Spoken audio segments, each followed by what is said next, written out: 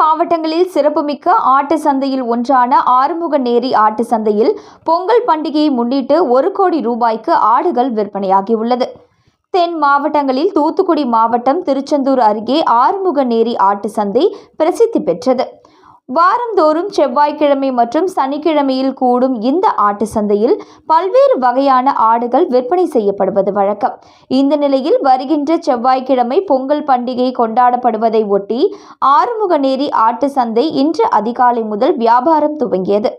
ஸ்ரீவைகுண்டம், திசையன்விளை, உடன்குடி, நாசரேத், சாத்தான்குளம் உள்ளிட்ட பகுதிகளில் இருந்து ஏராளமான வியாபாரிகள் ஆடுகளை விற்பனைக்கு கொண்டு வந்தனர்.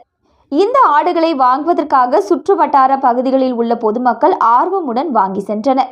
சந்தையில் தோராயமாக 10 கிலோ முதல் 20 கிலோ வரை எடையுள்ள வெள்ளாடு 7,000 ரூபாய் முதல் 20,000 ரூபாய் வரை விற்பனை செய்யப்பட்டன.